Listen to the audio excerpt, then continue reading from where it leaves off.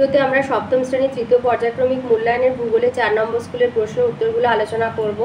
একে আছে সঠিক উত্তরটি নির্বাচন করে লেখো। একে রায় পৃথিবী ও সূর্যের মধ্যে সবচেয়ে দূরত্বের দিন হয় 4ই জুলাই। 2 অধিবর্ষ হলো 2000 সাল। 3 90 ডিগ্রি উত্তর হয় বিন্দু। 4 পৃথিবীর আবর্তনের সময় ঘোরে 360 ডিগ্রি। 5 ভূমির উচ্চতা বৃদ্ধির সঙ্গে বায়ুচাপ কমে। 6 বায়ুর চাপ মাপার একক হলো মিলিবার। 7 সব থেকে উঁচু হয় পর্বতবেষ্টিত মালভূমি। 8 দাক্ষিণাত্যের উত্তরাংশ হলো লাভা সমভূমি। 9 নদীর শক্তি বৃদ্ধির সঙ্গে সম্পর্কিত নয় ভাসমান পলি। 10 নিম্ন প্রবাহে নদীর মূল কাজ হলো সঞ্চয়। 11 ক্যাডমিয়াম দূষণে হয় ইতাই। 12 জলে ইউট্রিফিকেশনের কারণ কৃষিজাত বর্জ্য। 13 অ্যাসিড বৃষ্টি বৃদ্ধি পায় যানবাহন নির্গত ধোঁয়ায়। 14 মাটি দূষণ ঘটায় না জৈব সার। 15 আল্পস পার্বত্য অঞ্চল থেকে সৃষ্ট নদী হলো পো। 16 মরু জলবায়ু পরিলক্ষিত হয় না ইউরোপে। 2 এতে আছে শূন্যস্থান পূরণ করা। আয় মেরুবৃত্তীয় অঞ্চলে সূর্য দিগন্তের সমান্তরালে পূর্ব থেকে পশ্চিম দিকে চলাচল করে। 2 দ্রাঘিমা রেখা পরস্পর অসমান্তরাল হয়। 3 ছায়া সবচেয়ে ছোট হয় দুপুরবেলায়। 4 দ্রাঘিমাংশ নির্ণয় মূল মধ্যরেখা সবচেয়ে গুরুত্বপূর্ণ। বিয়ের আয়তে আছে কোনো কিছু সেদ্ধ হওয়ার সমস্যা কোথায় হয়? পার্বত্য অঞ্চলে। যেহেতু লিখবে যে ভূপৃষ্ঠের কাছাকাছি বায়ুর অণুগুলো পৃথিবীর অভিকর্ষ আর উপরের বায়ুস্তরের প্রবল চাপে বায়ুর অণুগুলো ভূপৃষ্ঠের কাছাকাছি বেশি পরিমাণে থাকে। যত উপরের দিকে যাওয়া যায় তত পরস্পরের থেকে দূরে ছড়িয়ে পড়ে। মানে ভূমি থেকে উচ্চতা বাড়ার সঙ্গে সঙ্গে বায়ুর ঘনত্ব কমে, তাই বায়ুর চাপও কমে যায়। তাই পার্বত্য অঞ্চলে 100 ডিগ্রি সেন্টিগ্রেডের কম উষ্ণতাতেই জল ফুটতে শুরু করে, তাই কোনো কিছু সিদ্ধ হতে অসুবিধা হয়। 2 দিয়েছে সমচাপ রেখা কিভাবে মানচিত্রে দেখানো হয়। এটা আছে তোমাদের বইয়ে 34 পাতায়। সমচাপ রেখা কিভাবে দেখানো হয়? এই যে বায়ুচাপ দেখানোর জন্য মানচিত্রে, আবহাওয়া মানচিত্রে বায়ুচাপ দেখানোর জন্য কালো আঁকাবাঁকা রেখা ব্যবহার করা হয়। এগুলোই হলো সমচাপ রেখা। তাহলে আবহাওয়া মানচিত্রে সমচাপ রেখাগুলো কালো আঁকাবাঁকা রেখার মাধ্যমে দেখানো হয়। 3 দিয়েছে কোন স্তরের ওপর পাতগুলি ভাসমান থাকে। এটা আছে তোমাদের বইয়ের 38 পাতাতে। ভূমিরূপ চ্যাপ্টারে এই যে রয়েছে পাতগুলো একটা থকথকে সান্দ্র স্তর বা অ্যাস্থেনোস্ফিয়ারের ওপরে ভাসমান অবস্থায় থাকে। তাহলে পাতগুলি একটা থকথকে সান্দ্র স্তর যার নাম হচ্ছে অ্যাস্থেনোস্ফিয়ার, তার উপরে ভাসমান অবস্থায় থাকে। তাহলে কোন স্তরের উপর পাতগুলি ভাসমান অবস্থায় থাকে? অ্যাস্থেনোস্ফিয়ারের ওপরে পাতগুলি ভাসমান অবস্থায় থাকে, বা বলতে পারো থকথকে সান্দ্র স্তর বা অ্যাস্থেনোস্ফিয়ারের উপরে পাতগুলি ভাসমান অবস্থায় থাকে। 4 স্থলভাগের বেশিরভাগ জায়গায় কোন ভূমিরূপের প্রাধান্য দেখা যায়? মালভূমি। 5 দুটি নদীর মধ্যবর্তী স্থানকে দোআব বলে। 6 নদীর কোন পাড়ে পলি সঞ্চয় ঘটে? ঢালু পাড়ে। সিতে আছে শুদ্ধ অশুদ্ধ লিখতে বলেছে। আইতে দিয়েছে জল দূষণের প্রধান কারণ শিল্প কারখানা দূষিত জল, শুদ্ধ। 2 নগরায়ন ও কৃষিকাজের প্রভাবে মাটি দূষণের অন্যতম কারণ জনসংখ্যা বৃদ্ধি, এটা শুদ্ধ। 3 হিমবাহের সঞ্চয় কার্যে রুর শিল্পাঞ্চল সৃষ্টি হয়েছে, শুদ্ধ। আর 4 বলেছে হল্যান্ড হলো পোল্ডার ভূমির বড় প্রকল্প, এটা অশুদ্ধ। জুইডারজি হবে বড় প্রকল্প। 3 আয়তে আছে বার্ষিক আপাতগতি কাকে বলে। এটা ছায়াতে আমি বলেছিলাম, তবে আমাদের বইতেও আছে 11 পাতায়। লিখবে এখান থেকে লিখবে যে হেলানো অক্ষের জন্য পৃথিবী কক্ষপথে এমনভাবে কাত হয়ে ঘোরে যে বছরের বিভিন্ন সময়ে পৃথিবীর বিষুবরেখা, কর্কটক্রান্তি রেখা এবং মকরক্রান্তি রেখায় সূর্যের রশ্মি পড়ে। ফলে আপাতভাবে মনে হয় যে সূর্য পৃথিবীর বিষুবরেখা থেকে উত্তরে কর্কটক্রান্তি রেখা পর্যন্ত আর দক্ষিণে মকরক্রান্তি রেখা পর্যন্ত চলাচল করে। এটাই সূর্যের বার্ষিক আপাতগতি বা রবি মার্গ। 2 দিয়েছে সমচাপ রেখার বৈশিষ্ট্য লেখো। এটা আছে তোমাদের বইয়ের 34 পাতায়। সমচাপ রেখার বৈশিষ্ট্য, এই বৈশিষ্ট্যগুলো লিখবে। 1 হচ্ছে সমচাপ রেখায় বায়ুচাপকে মিলিবার এককে দেখানো হয়। পৃথিবীতে বায়ুচাপ সাধারণত 980 মিলিবার থেকে 1050 মিলিবার দেখা গেছে। 2 সমচাপ রেখায় সাধারণত বায়ুচাপের পরিমাণগুলো গড় সমুদ্রপৃষ্ঠের বায়ুচাপের হিসাবে দেখানো হয়। 3 সমচাপ রেখাগুলো পরস্পরকে স্পর্শ বা ছেদ করতে পারে না। 4 সমচাপ রেখাগুলো যেখানে পরস্পরের খুব কাছাকাছি চলে আসে সেই অঞ্চলে বায়ুচাপের পার্থক্য বেশি হয়। 3 আছে ভৌমজল দূষণ কিভাবে ঘটে। ভৌম জল হচ্ছে মাটির নিচের যে জল, আর ভূগর্ভস্থ জল মানেই হচ্ছে ভৌম জল। তো ভূগর্ভস্থ জল কিভাবে দূষিত হয়, আর আমাদের এখানে আছে ভৌমজল দূষণ কিভাবে ঘটে, একই উত্তর, তাই এটা লিখবে যে ভূপৃষ্ঠীয় দূষিত জল অনুস্রাবণের মাধ্যমে ভূগর্ভস্থ জলের সঙ্গে মিশে গিয়ে নানা ধরনের বিষাক্ত রাসায়নিক, জৈব অজৈব দূষক ভৌমজলে মিশে গিয়ে ভৌমজলকে দূষিত করে তোলে। শিল্পকেন্দ্রের বর্জ্য পদার্থ, আবর্জনা, তৈলকূপ, কৃষিক্ষেত্রে কীটনাশক, রাসায়নিক সার, ময়লা জলের কূপ, সেপটিক ট্যাঙ্ক ভৌমজল দূষণের প্রধান উৎস। মানুষের পানীয় জলের প্রধান উৎস ভৌমজল, তাই ভৌমজল দূষণ মানুষের স্বাস্থ্যের পক্ষে অত্যন্ত ক্ষতিকর প্রভাব ফেলছে। 4 আছে ট্রাক ফার্মিং কাকে বলে। ট্রাক ফার্মিং কি আর কাকে বলে একই, এইটাই লিখবে যে বাজার বাগান কৃষিতে হর্টিকালচারে প্রতিদিনের প্রয়োজনীয় শাকসবজি, ফুল ও ফল চাষ করা হয়। এই সমস্ত দ্রব্য নিকটবর্তী মহানগরের বাজারে সরবরাহ করা হয়। কৃষিক্ষেত্র থেকে একেবারে শহরের মধ্যে বাজারে শাকসবজি নিয়ে আসার জন্য ট্রেন অপেক্ষা ট্রাকই বেশি সুবিধাজনক, তাই শহরতলীয় অঞ্চলের এমন বাজার বাগান কৃষিকে ট্রাক ফার্মিং বলে। 4 দাগে আসে, আয়তে দিয়েছে দ্রাঘিমা রেখা এবং অক্ষরেখার পার্থক্য লেখো। অক্ষরেখা দ্রাঘিমা রেখার পার্থক্য, পৃথিবীর সম অক্ষাংশযুক্ত স্থানগুলিকে যুক্ত করলে পূর্ব পশ্চিমে বিস্তৃত যে কাল্পনিক রেখা পাওয়া যায় তাকে অক্ষরেখা বলা হয়। আর দ্রাঘিমা রেখা হচ্ছে পৃথিবীর সম দ্রাঘিমাযুক্ত স্থানগুলিকে যুক্ত করলে উত্তর দক্ষিণে যে কাল্পনিক রেখা পাওয়া যায় তাকে দ্রাঘিমা রেখা বলে। নিরক্ষরেখার উভয় দিকে সমান্তরালভাবে 1 ডিগ্রি অন্তর 89টি বৃত্তাকার অক্ষরেখা টানা যায়, আর মূল মধ্যরেখার উভয় দিকে 180টি অর্ধবৃত্তাকার দ্রাঘিমা রেখা টানা যায়। অক্ষরেখাগুলো পূর্ণ বৃত্তাকার, প্রতিটি অক্ষরেখা পরস্পর সমান্তরাল। দ্রাঘিমা রেখাগুলো অর্ধবৃত্তাকার, প্রতিটি দ্রাঘিমা রেখা পরস্পর সমান্তরাল নয়। অক্ষরেখার সর্বোচ্চ মান 90 আর সর্বনিম্ন 0, দ্রাঘিমা রেখার সর্বোচ্চ মান 180 আর সর্বনিম্ন 0 ডিগ্রি। মধ্যবর্তী দূরত্ব পরস্পর সমান্তরাল হয়, দুটি অক্ষরেখার মধ্যবর্তী দূরত্ব সর্বদা সমান হয়, আর পরস্পর সমান্তরাল না হয় মানে অসমান্তরাল হওয়ায় দুটি দ্রাঘিমা রেখার মধ্যবর্তী দূরত্ব নিরক্ষরেখায় সবচেয়ে বেশি হয় এবং উত্তর ও দক্ষিণ দিকে এই দূরত্ব কমতে কমতে সুমেরু আর কুমেরু বিন্দুতে দ্রাঘিমা রেখা দুটি মিলিত হয়। অক্ষরেখাগুলির পরিধি নিরক্ষরেখা থেকে উভয় মেরুর দিকে ক্রমশ কমতে কমতে অবশেষে দুটি বিন্দুতে পরিণত হয়, আর দ্রাঘিমা রেখাগুলোর পরিধি সর্বত্র সমান। একই অক্ষরেখায় সর্বত্র একই সময়ে সূর্যোদয়, মধ্যাহ্ন ও সূর্যাস্ত হয় না, আগে পরে হয়।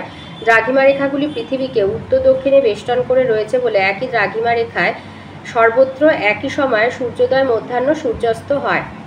কোনো স্থান নিরক্ষরেখা থেকে কতটা উত্তর বা দক্ষিণে অবস্থিত তা জানতে হলে অক্ষরেখার প্রয়োজন, আর কোনো স্থান মূল মধ্যরেখা থেকে কত পূর্বে বা পশ্চিমে অবস্থিত তা জানার জন্য দ্রাঘিমা রেখার প্রয়োজন।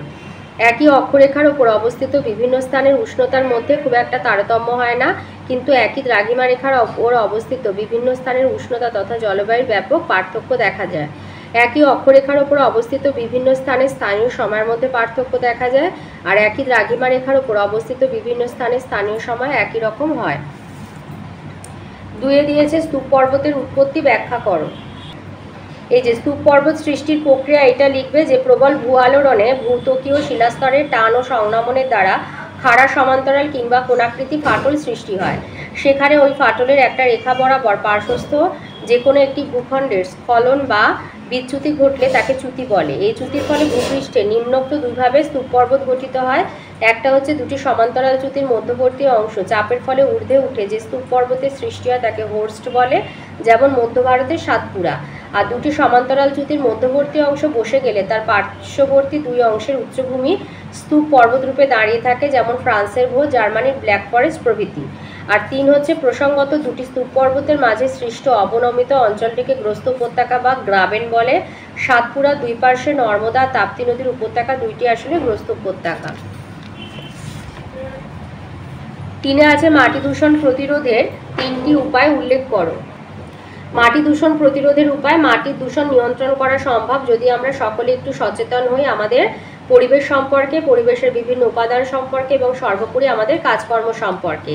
তাই যে সমস্ত কাজগুলো আমাদের করা উচিত, 1 হচ্ছে গৃহস্থালির বর্জ্য পদার্থ বা আবর্জনা সঠিক জায়গায় ফেলা, 2 পলিথিনের বদলে কাগজ বা পাটের থলের ব্যবহার, 3 আমাদের বাড়ির উঠান, বাগান, রাস্তার ধারে বেশি করে গাছ লাগানো, 4 কৃষি জমিতে জৈব সারের বেশি পরিমাণে ব্যবহার, আর 5 স্কুলের বা বাড়ির আশেপাশের মানুষদের সচেতন করা। এবং যেগুলো আমাদের করা উচিত নয়, 1 হচ্ছে যেখানে সেখানে জঞ্জাল বা আবর্জনা ফেলা, 2 গাছপালা কাটা কিংবা গাছপালার ক্ষতি করা, 3 কৃষি জমিতে বেশি পরিমাণে রাসায়নিক সার ও কীটনাশকের ব্যবহার, আর 4 শৌচাগার ছাড়া যত্রতত্র মলমূত্র ত্যাগ করা।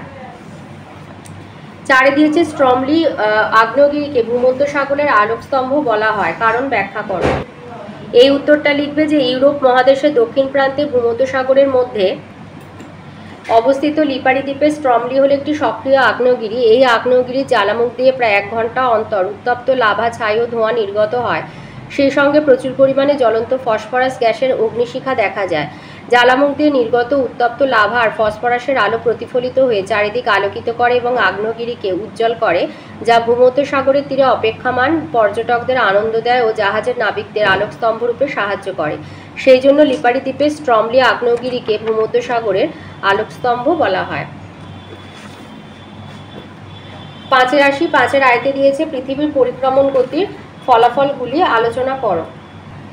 আচ্ছা, পৃথিবীর পরিক্রমণ গতির ফলাফল, এটা রায়মার্টিনের 10 নম্বর পৃষ্ঠাতে আছে, এটা দেখিয়ে দিচ্ছি। এই যে পরিক্রমণ গতি মানে বার্ষিক গতির ফলাফল এটা।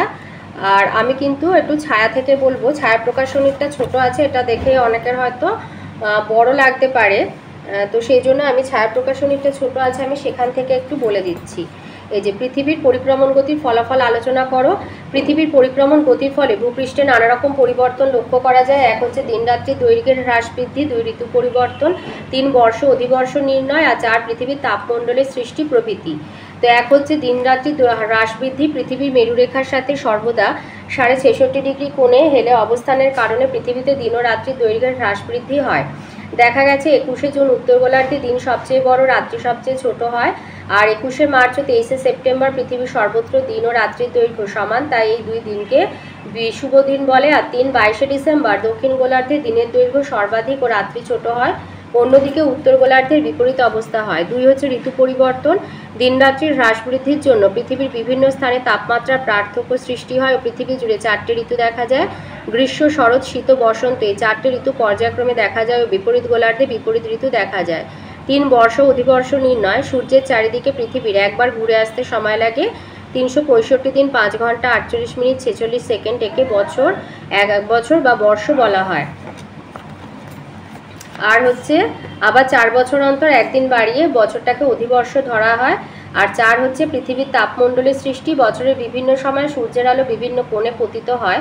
এর ওপর নির্ভর করে পৃথিবীকে 3টি তাপমণ্ডল যথা গ্রীষ্মমণ্ডল, নাতিশীতোষ্ণ মণ্ডল আর হিমমণ্ডলে ভাগ করা হয়েছে।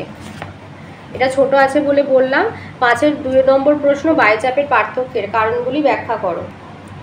লিখবে পৃথিবীর বিভিন্ন স্থানে নানা কারণে বায়ুচাপের তারতম্য হয়। এক হচ্ছে বায়ুতে উষ্ণতার তারতম্য। বায়ু উত্তপ্ত হলে প্রসারিত হালকা হয়, ফলে ওপরে উঠে যায়, অর্থাৎ বায়ুর উষ্ণতা বাড়লে বায়ুর চাপ কমে। অপরপক্ষে শীতল বায়ু সংকুচিত হয়ে ভারী হয়, এজন্য বায়ুর উষ্ণতা কমলে বায়ুর চাপ বাড়ে। 2 হচ্ছে বায়ুতে জলীয় বাষ্পের তারতম্য। বায়ুতে জলীয় বাষ্পের পরিমাণ বায়ুচাপ নিয়ন্ত্রণ করে। জলীয় বাষ্প সাধারণ বায়ু অপেক্ষা হালকা বলে বায়ুতে জলীয় বাষ্প বেশি থাকলে বায়ুর চাপ কমে। এই কারণে বর্ষাকালে বায়ুর চাপ কম হয়। ভূপৃষ্ঠের উচ্চতা। বায়ুমণ্ডলের শতকরা প্রায় 90% উপাদানই যেহেতু ভূপৃষ্ঠ থেকে প্রায় 16 কিলোমিটার উচ্চতার মধ্যে অবস্থান করে, তাই ভূপৃষ্ঠ সংলগ্ন অঞ্চলে বায়ুর চাপ বেশি হয়। কিন্তু ভূপৃষ্ঠ থেকে যতই ওপরে ওঠা যায় ততই বায়ুর ঘনত্ব কমে, তার চাপ কমে যায়। উদাহরণস্বরূপ প্রতি 274 মিটার উচ্চতায় 34 মিলিবার বায়ুর চাপ কমে যায়। 4 পৃথিবীর আবর্তন গতি। পৃথিবীর আবর্তন গতির জন্য কোরিওলিস বলের সৃষ্টি হয়। কেন্দ্র বহির্মুখী বলের প্রভাবে বায়ু ছিটকে বাইরের দিকে চলে যেতে চায় এবং সে কারণে বায়ুচাপের তারতম্য হয়। উদাহরণস্বরূপ নিরক্ষীয় অঞ্চলে পৃথিবীর আবর্তন বেগ বেশি বলে সেখানে যেমন নিম্নচাপ পরিলক্ষিত হয়, তেমনি উভয় মেরু অঞ্চলে আবর্তন বেগ কম হওয়ায় বায়ুর উচ্চচাপ পরিলক্ষিত হয়। 5 বায়ুমণ্ডলের ঘনত্ব আর গভীরতা। পৃথিবী পৃষ্ঠে যে স্থানে বায়ুমণ্ডলের ঘনত্ব বা গভীরতা বেশি সেখানে বায়ুর চাপ অপেক্ষাকৃত বেশি। অপরদিকে কম ঘনত্ব বা গভীরতাযুক্ত স্থানে বায়ুর চাপ কম হয়। 6 সমুদ্র ও স্থলভাগের বিন্যাস। পৃথিবী পৃষ্ঠে জলভাগ ও স্থলভাগের বিন্যাস বা বন্টনের উপর বায়ুর চাপ অনেকটা নির্ভর করে। সমুদ্রের ওপর দিয়ে যে বায়ু প্রবাহিত হয় সেই বায়ু সাধারণত আর্দ্র হালকা হয় ও আর্দ্র বায়ুর চাপ কম থাকে। অন্যদিকে স্থলভাগের ওপর দিয়ে যে বায়ু প্রবাহিত হয় তা শুষ্ক ভারী হয়, ফলে তার চাপও অধিক হয়। অভিকর্ষজ টান। অভিকর্ষজ টানের প্রভাবে চাপের তারতম্য ঘটে। পৃথিবীর যে স্থান কেন্দ্রে যত নিকটবর্তী সেই স্থানে অভিকর্ষজ টানের প্রভাব ততই বেশি। পৃথিবীর অভিগত গোলাকাকৃতি হওয়ায় মেরু অঞ্চলে বায়ুর চাপ বেশি আর নিরক্ষীয় অঞ্চলে বায়ুর চাপ কম হয়। 3 নম্বর প্রশ্ন বলেছে নদীর উচ্চ প্রবাহের সৃষ্টি ভূমিরূপে চিত্রসহ বর্ণনা দাও। কোনো নদী যখন উৎস থেকে উচ্চ পার্বত্য অঞ্চলের উপর দিয়ে খরবেগে প্রবাহিত হয় তখন ওই নদীকে উচ্চ বা পার্বত্য গতি বলা হয়ে থাকে। এই সময় নদীর জলরাশি প্রবল স্রোত আর নদীবাহিত শিলাখণ্ডের সংঘর্ষে নদীর তলদেশে ক্ষয়প্রাপ্ত হয়ে বিভিন্ন ভূমিরূপ গঠন করে। যেমন আয়ার ভি আকৃতির উপত্যকা, এখানে কটা চেয়েছে ভূমিরূপের চিত্রসহ বিবরণ সবকটাই। তো পার্বত্য প্রবাহে নদী প্রবল বেগে প্রবাহিত হয় বলে নিম্নক্ষয় খুব বেশি কিন্তু পার্শ্বক্ষয় খুব কম হয়, ফলে এই অংশে সংকীর্ণ আর গভীর আকৃতির উপত্যকা গঠিত হয়। পরবর্তীকালে জলপ্রবাহ ধস প্রভৃতি কারণে আই আকৃতির উপত্যকা ক্ষয়প্রাপ্ত হয়ে ভি আকৃতির উপত্যকা সৃষ্টি করে। আর এই ছবিটা এঁকে দেবে। মন্থকূপ হচ্ছে নদীর গতিপথে কোমল শিলা অবস্থান করলে নদীর জলের সঙ্গে বাহিত প্রস্তরখণ্ড নুড়ি বালি প্রভৃতি ঘুরতে ঘুরতে অগ্রসর হয়ে অবঘর্ষ প্রক্রিয়ায় নদীখাতে ছোট ছোট প্রায় গোলাকার গর্তের সৃষ্টি করে, এদের মন্থকূপ বা পটহোল বলে। বেলে পাথর বা গ্রানাইট পাথরে গঠিত নদীখাতে সাধারণত মন্থকূপের সৃষ্টি হয়, যেমন জব্বলপুরের পূর্ব দিকে গৌড় নদীর তলদেশে এরকম মন্থকূপ রয়েছে। এই ছবিটা দিচ্ছ। গিরিখাত বা ক্যানিয়ন নদী পার্বত্য প্রবাহে যদি পার্বত্য অঞ্চলে কোনো শিলাস্তর অপেক্ষাকৃত কম কঠিন হয় আর সেই অঞ্চলে বৃষ্টিপাত যদি বেশি হয় তাহলে সেখানে নদী পাশের দিকে ক্রমশ ক্ষয়সাধন করতে থাকে। এর ফলে নদী উপত্যকা খুব সংকীর্ণ গভীর আকার ধারণ করে। এই উপত্যকা দেখতে অনেকটা ভি অক্ষরের মতো হয়। এই পার্বত্য প্রবাহে ইংরাজি ভি আকৃতি নদী উপত্যকা অত্যন্ত গভীর আর সংকীর্ণকে গিরিখাত বলে। যেমন নেপালের কালীগণ্ডকী নদীর গিরিখাত, অপর নাম অন্ধগালচি, যা পৃথিবীর গভীরতম গিরিখাত। আর বৃষ্টি বিরল স্থানে নদীর নিম্নক্ষয়ের ফলে উপত্যকা আরও গভীরে ইংরাজি আই অক্ষরের মতো হয়। মার্কিন যুক্তরাষ্ট্রের কলোরাডো নদীর গ্র্যান্ড ক্যানিয়ন, একে ক্যানিয়ন বলে। আচ্ছা, এবারে হচ্ছে জলপ্রপাত। এই ছবিটা দেবে যে নদী উপত্যকার কোনো অংশ কোমল শিলায় আবার কোনো অংশ কঠিন শিলায় গঠিত হলে অথবা কঠিন এবং নরম শিলা অনুভূমিকভাবে অবস্থান করলে উচ্চ গতিতে নদীর ক্ষয়কার্যের সময় এই জলস্রোত এই কঠিন শিলার বিশেষ ক্ষয় সাধন করতে পারে না, কিন্তু কোমল শিলা ক্রমশ ক্ষয়প্রাপ্ত হওয়ায় স্থানটি অনেক নিচু হয়ে যায় এবং ধাপের সৃষ্টি হয়, ফলে জলরাশি উঁচু থেকে নিচে সোজাসুজি প্রচণ্ড বেগে পড়তে থাকে। উচ্চভূমি থেকে নিচে জলপ্রবাহের এই বেগবান পতনকে জলপ্রপাত বলা হয়। মার্কিন যুক্তরাষ্ট্রের সেন্ট লরেন্স নদীর উপর নায়াগ্রা জলপ্রপাত সৃষ্টি হয়েছে।